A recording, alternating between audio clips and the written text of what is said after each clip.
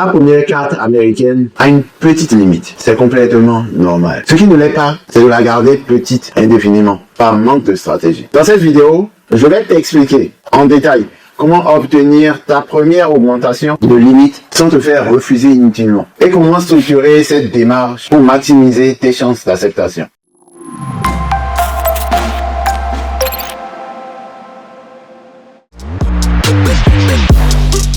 Quand tu n'as pas encore d'historique, les émetteurs de cartes prennent un risque mesuré en t'accordant une limite prudente. Généralement entre 300 et 1000 $, selon le type de carte de ton profil de départ. Ce n'est absolument pas un jugement sur ta capacité financière ou ta fiabilité personnelle. C'est une logique de prudence standard appliquée à tout nouveau profil, qu'il soit américain ou non. Comprendre cette logique te permet d'aborder cette étape avec sérénité, plutôt qu'avec frustration. La limite initiale n'est qu'un point de départ, pas une évaluation définitive de ce que tu mériteras à terme.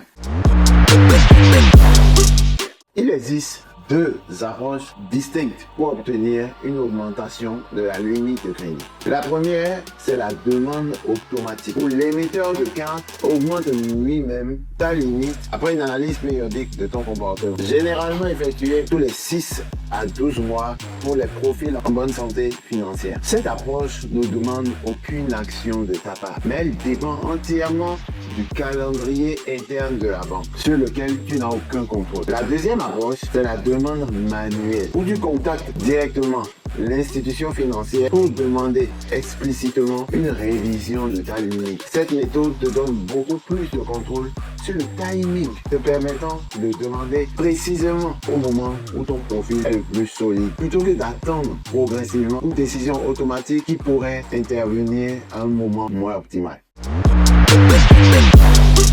Avant de soumettre ta demande manuelle d'augmentation, 3 conditions doivent impérativement être réunies. Première condition, au moins 6 mois d'ancienneté sur la carte concernée. Période pendant laquelle ton comportement de remboursement a pu être observé et évalué par l'émetteur. Deuxième condition, un taux d'utilisation maintenu sous 30% sur les derniers mois. Idéalement, sous 10% pour maximiser ta crédibilité. Troisième condition est probablement la plus critique, 0 retard de paiement, même un seul jour sur l'intégralité de cette période. Si ces 3 conditions sont effectivement réunies au moment de ta demande, tes chances d'acceptation sont très élevées, généralement supérieures à 80%. Selon mon expérience d'accompagnement de centaines de profils similaires au tien,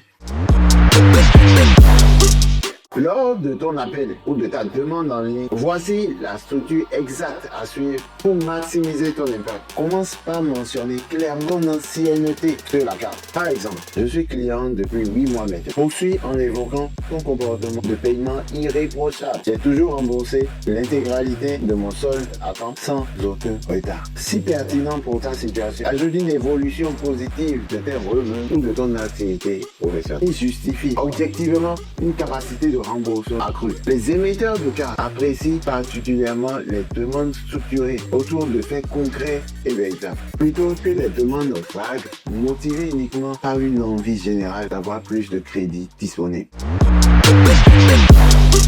Un refus d'augmentation n'est jamais la fin du parcours. C'est simplement une indication qu'il faut patienter un peu avant de réessayer. Si possible, note précisément la raison communiquée par l'émetteur lors du refus, ce qui te donne une information précieuse sur ce qu'il faut ajuster. Attends ensuite au minimum 3 à 6 mois supplémentaires, pendant lesquels tu continues à maintenir un comportement de paiement irréprochable, avec un taux d'utilisation optimal, avant de soumettre une nouvelle demande. La persévérance structurée qui consiste à réessayer méthodiquement après avoir corrigé les points faibles identifiés fonctionne dans la quasi-totalité des situations que j'accompagne.